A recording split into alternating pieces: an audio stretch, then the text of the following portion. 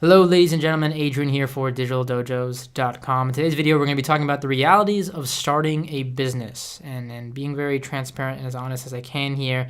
But before jumping into the content, let's give a huge thanks and shout out to our sponsors at Asterix for sponsoring Digital Dojos throughout the month of February, making all the videos and content on the site possible.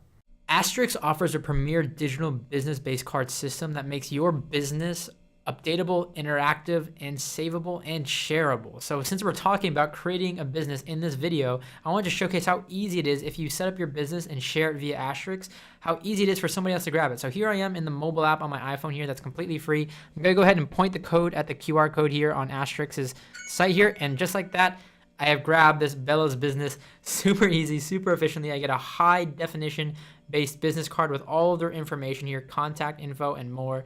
That simple, all via Asterix. All right, so this video is a direct response to a question asked by the user Daniel Mora on YouTube, who commented, "I'm not sure about everyone else, but I would love to hear about the process and steps of creating a business, like the necessary steps, paperwork, copyright terms, average time of completion, what is allowed, not allowed, and items like those in order to create and run a business on the internet." So I'm going to make this more tailored to just a business in general. I've started internet businesses. I've started local companies or local businesses and stuff like that. And it's a very varying process. There's a lot of different factors that go into answering these questions because there's a lot of different paperwork and copyright terms and things of that nature depending on the business that you want to start. So that's the first and foremost thing to remember. But more importantly, you got to understand this division between business and hobby. There's this fine line between those two things. And I want to be honest, and I'm not trying to diminish anybody out here and any aspiring entrepreneurs, but I'm not trying to be romantic at the same time about entrepreneurship. I'm trying to be as honest and transparent as possible. Not everyone is an entrepreneur. Not everything is a business.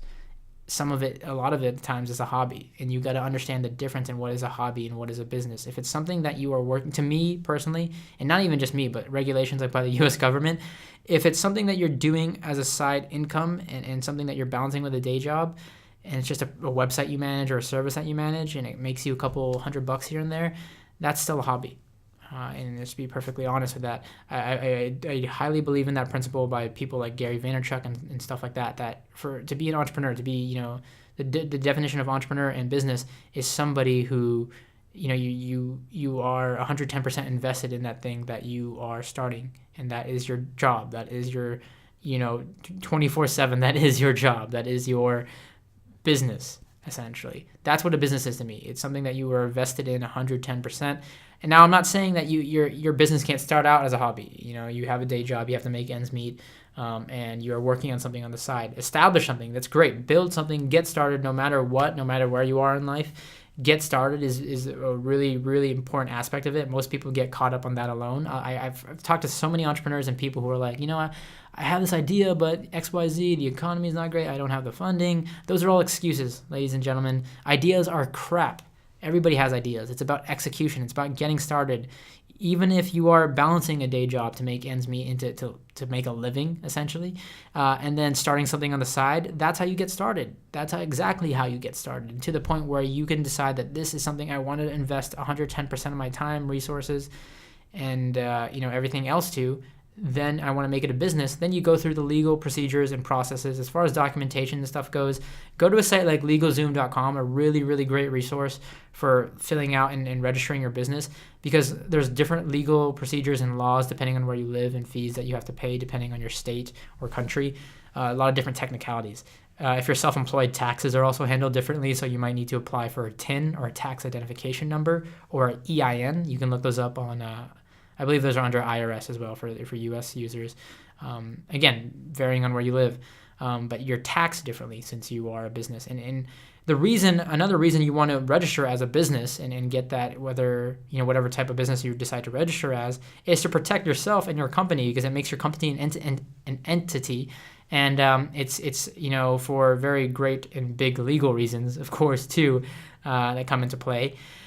So go to a site like LegalZoom and fill out all that information. And then they have really great tutorials and questionnaires to help you determine the type of business that you want to start, because there's S Corps, C Corps, nonprofit organizations. The most common type of business people start with is what's called an LLC. Look into starting or look into going to a site like that and then finding out where your business falls. Other services, freshbooks.com, PayPal, things of those sites, Shopify. They're all services and resources that you can use to just get started. And if you're looking for a client business, you can start invoicing clients through FreshBooks and start managing your business that way. Shopify allows you to sell products and software and hardware products, or physical products via their service. So yeah, get started and then worry about like that registration process. Worry about getting the trademarks and the copyrights and the paperwork done. I think really outside of doing that and determining the type of your business, the type of business you want, getting copyrights or trademarks on your logo or name. Beyond that, another big important part of that is getting a business plan outlined. A business plan essentially overviews your business, what your business is, what your mission statement is, what your growth plan is for the upcoming years. And yeah, it just gives an overview of your business. And that's really important too, because if you ever pitch to investors or you need funding and money, that's something that they're going to want a concise and clear picture on it. And that's why your business plan will help outline that.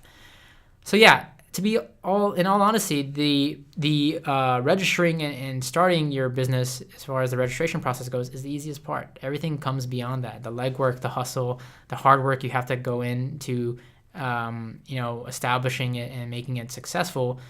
Because again, you want to be, if you're going to invest this money, if you're going to invest all this time and resources and paying, because the registration costs money. It costs like $150 depending on the type of company you want to start. You got to understand that you got to be fully committed to this, and that you have the chances of failing, and that's a scary thing. 9 times out of 10 startups fail. And things of that nature. But you got to understand it's not about always just being better than everybody else out there. It's about being different. You got to come in with that mindset that entrepreneurship and stuff like that isn't just about I'm gonna build the next big thing. It's not a sprint. Entrepreneurship and businesses and building of businesses isn't a sprint. It's a marathon. If you're looking just to get rich quick, you can do that too. Like, you can build a business and sell it. You can build a business and get huge funding rounds. And that's a thing nowadays. It's very easy to do that nowadays. But I think the most successful businesses, the real business magnates and then the real huge companies out there, realize that it's not a sprint, it's a marathon. So it's the long game that you're trying to play. I hope this helps give some insight into the realities of starting a business, not just the process, but the real things that you need to think about and factors that go into it. And I'll leave all those links in a blog post that I'll publish on Digital Dojos for you to use and resources that can help you out. So again, I thank you all for watching. Hope you enjoyed this content. I really plan on talking a lot more about business and tips and things of that nature in the future. So stay tuned for that, and I'll catch you all in the next video.